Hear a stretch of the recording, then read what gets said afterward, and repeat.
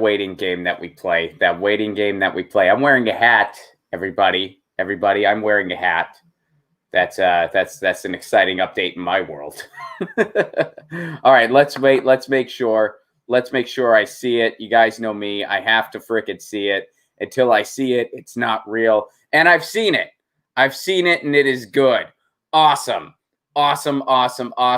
What's up, everybody? Good afternoon. Good evening. Good morning. If you're in my time zone, it's morning.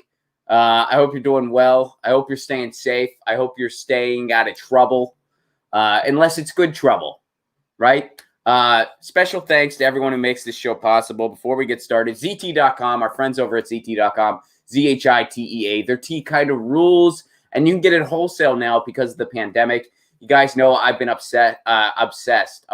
I've been obsessed with the white peach China tea. It's so good. I've been drinking that almost every day. And then there's this other grapefruit green tea that they make. It's green tea with a hint of grapefruit. It's so good. Anyway, you can get their tea wholesale. They supply the tea to Get Your News On with Ron, ZT.com, ZHITEA.com. Small independent tea shop owned by a friend of the show, Jeffrey. Check it out. Also, our friends over at triageoil.com. Trendy Nay makes amazing pain oil that you rub on your body, and it's done wonders for my neck. You guys know I was in a bad car accident in 2013. My neck will probably never be the same, but this oil has really done a lot for it. It's cannabis-infused oil. It's pain oil that he makes. It's all natural. Please do check it out. triageoil.com, TRIAGE oil.com. All right, and I'm wearing a hat today that you might not be able to read, but I was looking forward to this hat. I've never been a hat guy, but now I own 4 hats that I enjoy, and this is one of those 4.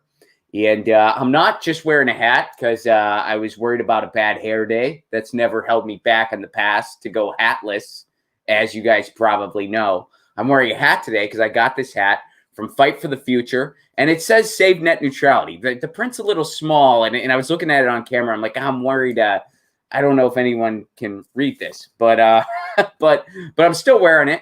And if you dig this hat, you can check it out over at fightforthefuture.org. I was really happy to buy this hat. You guys know that they're doing some good work, and I've had the privilege to collaborate with them on a couple campaigns, which was an amazing experience for me, and I look forward to collaborating again in the future. And I thought that my guest today would be the perfect guest for me to sport this hat. My guest today works with the Movement Alliance Project, which addresses race and inequality in technology. She is a writer, she's an activist, and she's done a lot of work with Prometheus Radio, with just all kinds of organizations. I've been following her for years, and she's just on the ground floor of just so many amazing things. So I'm really excited to talk to her today. Please welcome to the show, Hannah Sassaman. Hannah, how are you? I'm doing okay. I love that you're wearing a Fight for the Future hat. I'm actually on the board of Fight for the Future. Yes, yes, you are. That's great. And I haven't seen that hat in a while, but it's lovely to be here with you. Thank you. Yeah. I've always wanted to buy the hat, so I picked it up recently, and it came in, and I was like, oh man, I got to wear it for a show because it's my Save Net Neutrality hat. And the show is the reason why we can watch your show and enjoy, all kinds of different content is because of that, First Amendment of the internet, where your content that, communities fighting police brutality, fighting for a just immigration system, hoping to make sure that the budget goes where communities want it in their town. They need to make sure that the internet isn't just for profit, that is not discriminated against based on the content that's being put out there. So that hat, this show, it's all of a piece. So it's great to see. Right. Yeah. Well, that's a big part of the mission here. We cover a lot of net neutrality stuff and also municipal broadband, which is city-owned internet, which I know that Philadelphia, where your organization is based, had a big case involving that not too long ago. There was that part of town where I think it was Comcast. They needed Comcast to do a hotspot for some students. Do you remember that? I forget all the details off the top of my head. So we're really, really involved in that quite a bit right now. At the moment, Philadelphia is the poorest big city in the United States. So for millions of students around the United States faced the shutdown in March of public education, or in most cases even in private education. And if they didn't have a reliable internet, broadband connection at home, they couldn't access their right to a public education. And so very quickly we organized to be able to push Comcast, which is the country's largest telecom provider, as well as major cable company, to provide open up a bunch of Wi-Fi hotspots in public land, as well as to create a free version of their discount internet program to make sure that kids could get online. And that was a good start. It went to a certain degree. It got some thousands of kids online. But what we found is that if you're a kid that is struggling with homelessness, or if you are in any kind of like chaotic situation and you're transient for some reason, if you're a part of a family that might not be speaking English as a first language, or even sometimes if you have an old back bill, that there were these walls preventing you from getting Comcast internet. So we started a couple different campaigns. One is called Parking Lot Wi-Fi, where we worked with students around the city that couldn't access internet, or their organizations, and did a big hashtag campaign, pictures of kids like using Wi-Fi in parking lots, because the school district said, hey, one thing we recommend is that you go to the parking lot of a public library or of a Starbucks to try to get internet, which we thought was egregious, to try to say that a student should access education that way. And we also started a major project with cities around the country and big organizations, including Media Justice and Color of Change and Free Press, called internetisessential.com, where city council members and community leaders are telling stories about how we still have millions of American kids living in rural areas, in urban areas, mostly poor folks, mostly kids of color, who are totally offline. And so that's been a big part of our work at Movement Alliance Project for many years, which is to not just hold a company like Comcast accountable for where it stands on something like net neutrality, but to be able to actually like rigorously tell the story of how they stand between how just turning communications into a profit motive rather than a human right actually stands between our basic human dignities and the basic human dignities of elders, of children, of immigrants, of workers around the country, and their ability to just live a basic, connected life. And so we've had a lot of success so far in being able to not just push Comcast to do that initial opening up public hotspots, but now we're asking them to open up the private ones. So if you have an Xfinity hotspot tied to your home internet,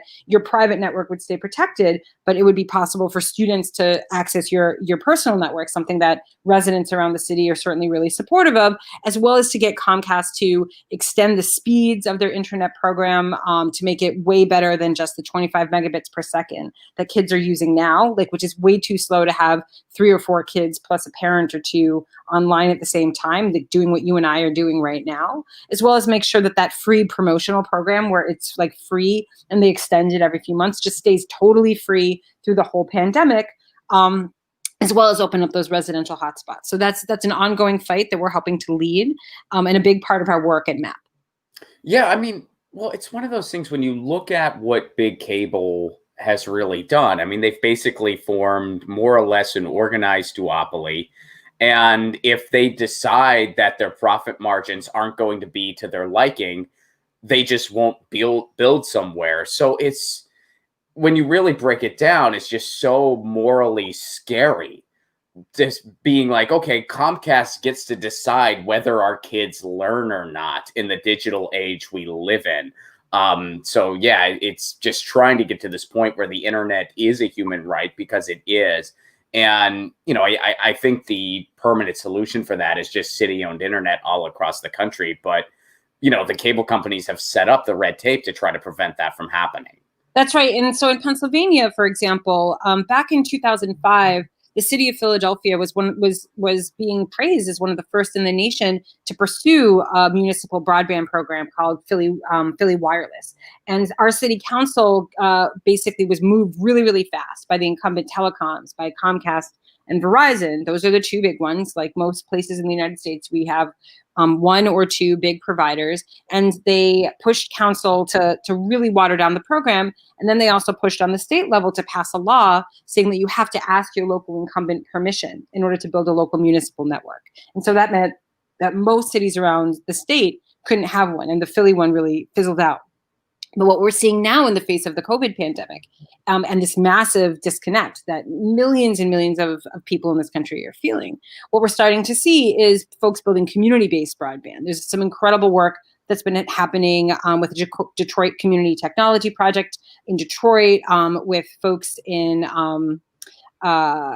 New York City, in the Red Hook Broadband Project there. That's a municipal broadband or a community broadband project. And we're even piloting one in Philadelphia in North Square, which is a primarily working class Puerto Rican neighborhood here in Philadelphia. So by building and showing a proof of concept that communities want shared networks, then we're actually finding that there's like an incredible demand for it and starting to build that popular argument that will hopefully eventually, when we have control of Congress and have control of the different apparatuses, these different legislatures, we can get rid of the, broadband protections that these cable companies are having and let our basic human rights get served by the people for the people so we can all be online.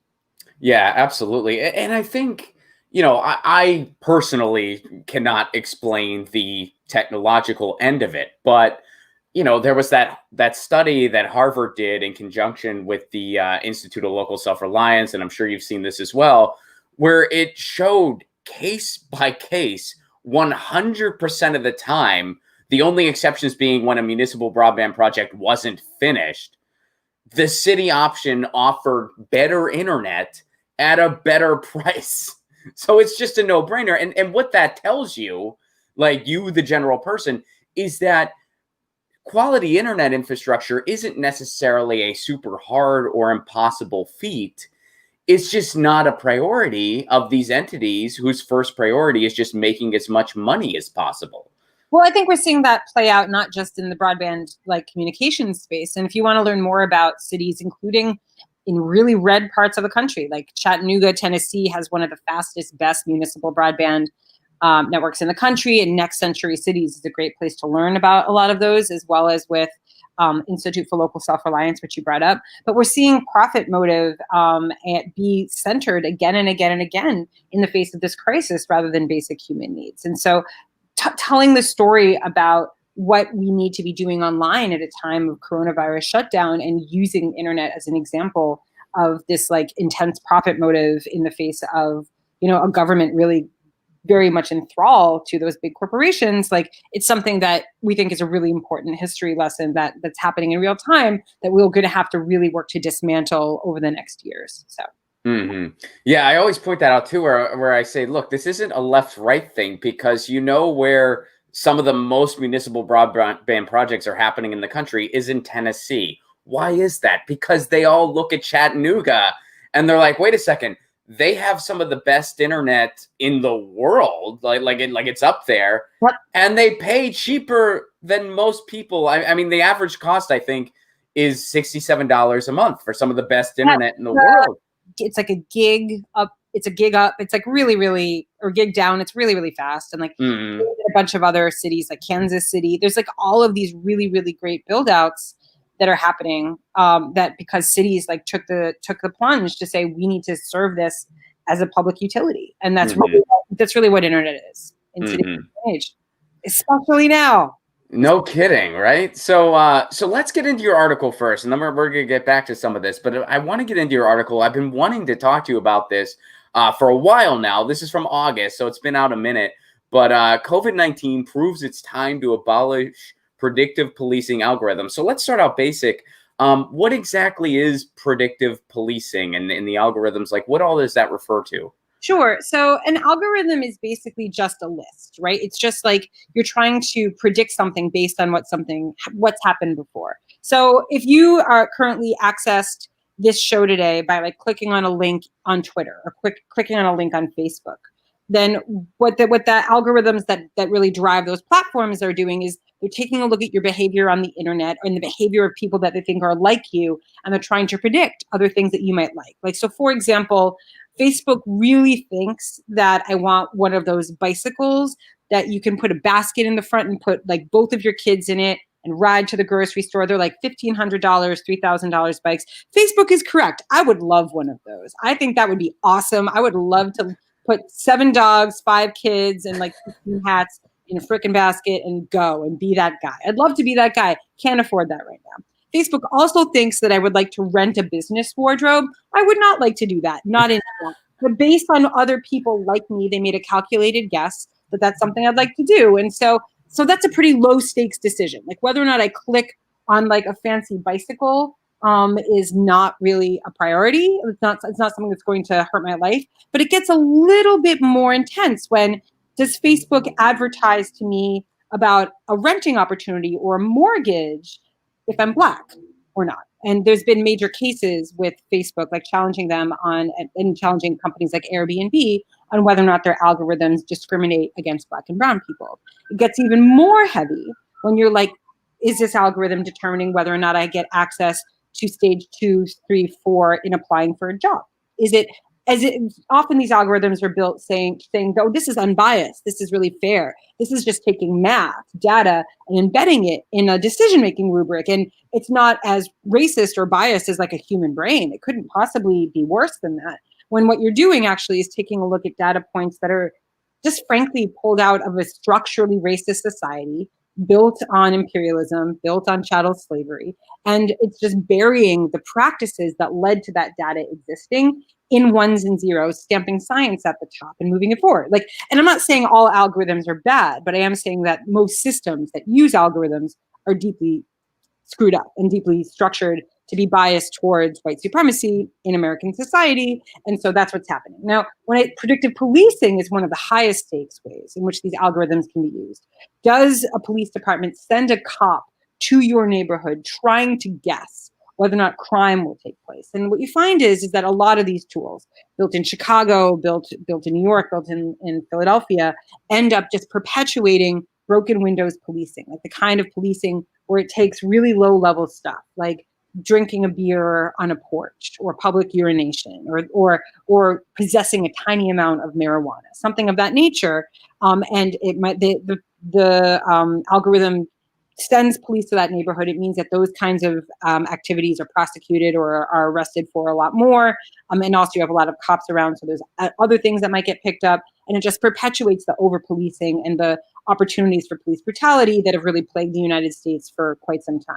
The algorithms I understand the best, and it's still something I'm learning every day, is really around algorithms used in pretrial decision-making, which in the shorthand for that is bail. Like a lot of times, like if I get arrested, the sort of concept is that I would get seen by a judge and the judge would decide whether or not I get locked up and I don't get a chance to go home, or if I got released on something, I get released on my own recognizance, just with a promise to come back to court when my court date happens, or on something like bail. Bail was meant to be what's called a surety. Like if I give a certain amount of money, I'm going to want that money back, right? And so by giving that money, it's an incentive for me to come back to court and to not get arrested again. When really what we see is that all around the United States, bail is basically just used to lock primarily low income, primarily Black and brown people up. The vast majority of people in our jails are Black and brown. The vast majority are extremely, extremely poor. So predictive risk assessment algorithms were meant to correct that system, to say, well, shouldn't this algorithm just tell us who will be safe? Like who will come back to court if we let them go and who won't get arrested again? That's really what we care about, right? When again, algorithms, like I just described, are predicated on a practice of criminal justice, on the kinds of arrests I just described, which are really just super, super racist at their root. And so you find that the evidence is beginning to show when you look at independent studies of risk assessment algorithms, whether it's the incredible research done by Julia Angwin when she was at ProPublica of the use of these algorithms in Broward County, Florida, criminal justice decisions, or the academic research of Megan Stevenson, who studied the use of these algorithms in Kentucky. What you find is that these tools often will be twice as likely or more to be wrong about Black or brown people, calling them risky when they're not, and also that judges, when the tool says something that they don't agree with, like let that person go, if that person is Black or brown, they're a lot more likely to ignore what the tool says. And so the article that you lifted up before that I published in Wired was basically just trying to make a case based on how history has gone. Like often when we take a look at municipal governments, right? So a local city, the city of Philadelphia where I live, or a city like Atlanta, a city like Houston, a city like Detroit. These are governments that are often really, really strapped. They don't have a ton of resources. So when economic crash like is happening right now hits, And so they look at a budget, they look at a set of coffers that's more empty. And at the same time, you often are seeing, or sometimes you're seeing, some of the same causes, like same, root causes that are impacting the economic crash are also causing more poverty. So more people are in really desperate straits. So you might see more an increase in things called crime, right? And so if you're facing a budget deficit and you're facing more crime, you might be like, there's an app for that. Let's get an algorithm to predict where we should send our cops or where we should invest our resources. And that will help us be efficient while also dealing with the public safety question that's really on the table. And the argument that I wanted to make in that article was that actually that's the opposite of what we should do. When COVID hit in March, city after city after city, pushed by vibrant community bail funds and anti-incarceration organizations, as well as public defenders and other groups, were able to quickly take a look at the worst cruise ships in the world, which is your county jail, right? If you are that is the place where you're going to get coronavirus. And we saw rampant infections in jails. I think for a time, Cook County's jail in Chicago was literally the biggest coronavirus hotspot in the world, right? For example. And so we were able to get 1,000, 2,000, 3,000 people out of those jails at a time by just pushing on administrations to say, you can't leave people in there. They're going to get infected. Most of the folks in jails have, pre-existing conditions that could put them at great risk. They did not get a death sentence, get them out. So what risk assessment algorithms would tell you is that if you let all those people out of jail, dogs and cats living together, utter madness, you're going to have tons and tons of arrests, tons of problems, tons of people not showing back up for court. That did not happen. When we let all those folks out in those cities, what we saw is folks staying home. We saw folks getting supports that they needed that they couldn't get in jail.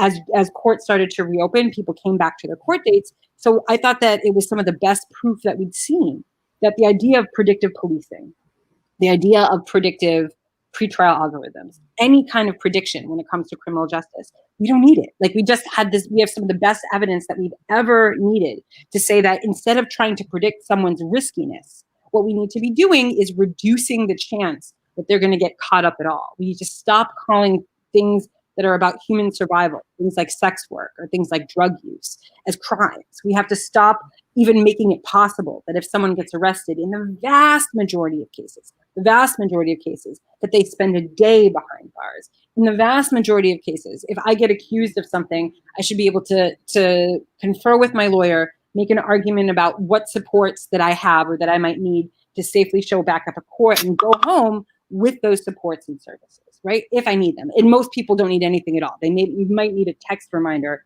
like you get from your dentist or your hairstylist saying, come to court tomorrow, something of that nature, right? And so that's the argument I was trying to make, that predictive analytics, we don't need them to end bail. We don't need them to keep communities safe. What we do need is investments in rec centers, schools, jobs, and food, all of the things that we've been fighting for, both in this moment around defunding the police and that abolitionists focusing on ending mass incarceration have been fighting for generations. So where does facial recognition software fall into all this? Because the things that you're describing with predictive policing and these algorithms, you can also throw facial recognition software into the mix that has mismatches sometimes up to 98% of the time. And it is especially biased, again, towards Black and brown people. Yeah, totally. So I've been really lucky enough to get to work with some of the folks who are really leading that movement. I was just on a panel last week at the Online News Association with Deborah Raji, who worked with Joy Brulamini at the Algorithmic Justice League, as well as with Sheeta Richardson, who came out of AI Now and is now a visiting scholar at Rutgers, and a great New York Times reporter named Kashmir Hill, where we talked about this exact issue. Facial recognition, and Joy and some of her other colleagues have proven this really strongly. Like, if you train an algorithm specifically on mostly white faces, and it doesn't recognize Black faces, or it over-predicts for Black and brown faces, then it is a piece of trash. And so they've made this extremely rigorous argument. And based on that argument, groups like Fight for the Future, as well as many others, have been able to work with cities like Cambridge, Massachusetts, or Lockport, New York, to be able to ban the use of those tools, whether it's in school settings or completely. I think Santa Clara County or Santa Cruz might have also just done the same out in California. So what's really exciting about the work that I get to do is it's both about getting rigorous human storytelling about what our lives are really like when we're caught up in systems like this, rather than what prediction says they will be, with great researchers like folks like Deb and Rashida and Joy and others who can like really rigorously do the science and then work on a policymaking level to say we should ban these tools,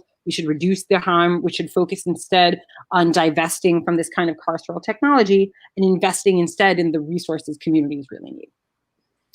What are some of those better investments, would you say? Like if you had to just, list what priorities should be?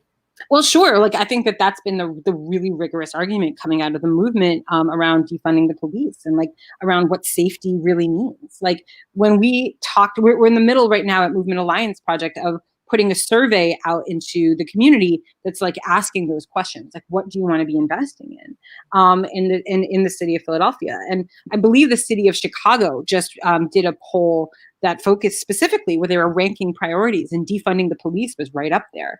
And so we're fighting instead here in Philadelphia for things like when we looked at the mayor's last budget that came during the middle of this coronavirus crisis, he zeroed out funding for parks and recreation, right? He zeroed out funding for adult education and youth workforce development, things that actually invest in what kids and young adults need in order to be successful at a time of austerity and poverty.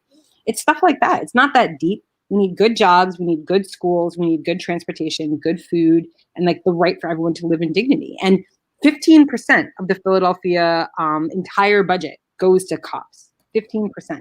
And we, cut the arts office, right? Like not that deep, like we're not saying that we can't have police tomorrow, like, because obviously there's also major things in our society around harm that we haven't contended with yet. We haven't built real restorative justice apparatus in most of our cities, but we can start to make the police smaller and to divest from that institution and invest in some of the resources that I named. And you can turn to like really grounded abolitionist organizations and leaders like Mariam Kaba or Andrea Ritchie for a lot more on that subject.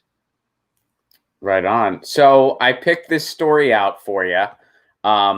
This kind of gets back to what we started talking about. We were talking about municipal broadband, which, is basically city-owned internet. And one of the themes that I talk a lot about on this show is how that is attainable. We mentioned that it's done in major cities like Chattanooga. Well, it's also done in places like Charlemont, Massachusetts, which is a city of 7,000 people. They got together and they decided, hey, Comcast, we're going to pass on what you're offering because we think we can do something better by ourselves. No matter how big or small your city is, there's a lot of different ways to make a city internet project that both fits the needs of the residents and makes sense for the city. There's a ton of ways to do it. And there's organizations out there like Next Century Cities, the Institute of Local Self-Reliance, that help cities determine what's best for them. So this can be done anywhere. And I know I get emails from a lot of you, which I appreciate a lot, where you're saying, hey, Ron, I live in a small town. Can something like this happen in my town? Yes, it can. Hey, Ron, I live in Louisville, Kentucky. Can something like this happen there? Yes, it can. And a lot of times it starts with showing up to a city council meeting and making the case. But here's an uplifting story out of Rhode Island. One Neighborhood Builders launches a community Wi-Fi network in Olneyville, Rhode Island, which is just a little bit outside of Providence. I had to look that up. But here's from the article. The internet is a public utility. No one questions whether you should have access to clean water and heat and so forth, right? For so long, we've considered the internet to be a luxury, a convenience, but really, as they're saying, it's a utility. So One Neighborhood Builders has achieved its fundraising goal of $200,000, which when you think about it, that's really not a lot to connect a city. But they were able to do it, and that's all they needed. It's a mesh Wi-Fi network that will cover 5 million square feet in Olneyville and provide approximately 4,000 neighborhood residents with access to free, high-speed internet. And it's going to be live by the end of November. Hannah, what do you think? I think that's rad. Like, I think that it's really beautiful to see people like being able to do that kind of self-determination. Like, the more and more of that happens, and it's a slow process. It takes a lot of community buy-in. It takes a lot of investment, not just of money, but mainly of time. Like, you're putting these on your roof and like you're learning to help keep them up. And folks in Detroit, folks like Greta Byram, who came out of Open Technology Institute, is now doing this in upstate New York, like are real pioneers, and like how to like do both the community organizing as well as like the technology work to make this happen. It feels a lot like the movement that I came out of when I was a little one, like a younger one, the movement like to build community radio, which really, as Zain Ibrahim, who was one of the founders of the community radio movement at the end of apartheid in South Africa, always said, is community radio is 90% community and 10% radio. And it's absolutely the same for something like Mesh Wireless. So I really am psyched about that and congratulate them. And I'm looking forward to spreading that story around for people trying to do similar stuff here in Philly. Well, it's so interesting, like when you try to keep track of it, and I get stuff sent to me from people all over the world who are interested in this issue. I mean, there was a case in the UK, I don't know if you saw this, but there were a bunch of farmers. This was in like rural farmland, and they just weren't being serviced the way they wanted to be. So they all just took their tractors and started laying fiber on their own. And they built this amazing network.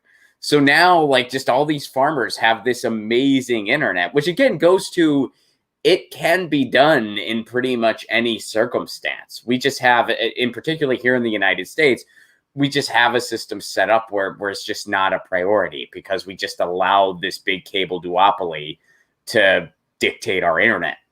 Yeah, that's right. Like, and like we basically decided that there's this argument that folks like Ajit Pai, the current head of the Federal Communications Commission, likes to make, and he was a Verizon lobbyist, and which is that, yeah, well, if you remove regulations on us, then we'll be able to invest in our network. We'll be able to make it faster. And that just hasn't proven to be the case at all. Like, regulations have never kept these companies from investing when they wanted to, when they were like, oh, we can make more money.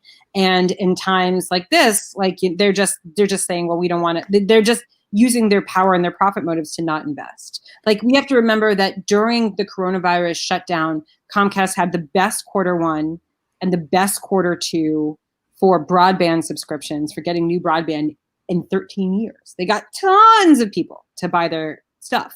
There's a massive demand for it. We just have decided that profit is more important than actual making this a public utility. So when we are able to do this, like, we need to totally redo the Telecommunications Act, which governs online connectivity and as well as many other kinds of communication in this country, and make sure that we enshrine this. Like, we need to have a right to communication, just like a right to housing, a right to school, a right to safety, a right to water. Like, we need a lie heap for the internet. We can't just rely on like Lifeline getting the crap beat out of it. Like, there's so many incredible leaders working in this. And I do think that things like what you're telling me, like, are happening in Rhode Island and that are happening in cities and small countries locally and around the world, like, means that this is something that's time has come. It's just making it happen for the rest of the country. Yeah. Well, it's such a weird, well, I don't know if weird is the right way to put it, but it's such like an interesting contemporary moment because, we are amidst a pandemic and there's a lot of just chaos, and there's a lot of, people are very concerned, and you kind of have a federal government that's sort of turned its back on its people. But on the same note, we're really realizing now, even more so than ever before, that the internet is a utility in our lives and it's time to start building. So it's this weird, kind of like, I don't know, like Jekyll and Hyde moment in a way, but it's interesting to me too. You bring up Ajit Pai. They also contradict their own, corporate rhetoric, because they'll say things like, well, it'll be better for competition if you don't have these regulations. And it's like, okay, well, how about a city-owned internet infrastructure? Isn't that technically competition to you? Shouldn't you want that to happen? Won't that lead to a better product for everyone? And then all of a sudden, oh no, that's not the type of competition we were referring to. We were referring to the type of competition with our competitors who we already have an organized duopoly with. Because really, in countries like North or South Korea, rather, like Susan Crawford did a really good book on this around fiber build out in other countries. Like, they got 1 billion competitors and a huge amount of speed and connectivity. Like, the technology there is orders of magnitude better than what we have here. When in the 90s, and Crawford wrote about this as well, like the cable companies just traded sort of cable franchises, like rights to build cable networks, like baseball cards. And they're like, I'll take all the ones for Buffalo, you take all the ones for Boston, and we'll be good. And then they basically guaranteed price fixing and a lack of competition. So that is the problem that keeps us down. And it does take people doing rigorous community organizing to transform that. And we've been able to do some of that in Philadelphia. We've had a number of major campaigns against Comcast that have had both local and national implications, but the fight is far, far, far from over. And it's going to be incumbent upon us, ideally in a Biden administration, because I think we'll have a little bit more openness there, although that's definitely not a guarantee, to be able to push to say you don't get a free ticket to provide bottom basement service, to treat internet as a charity that you can give out sort of like,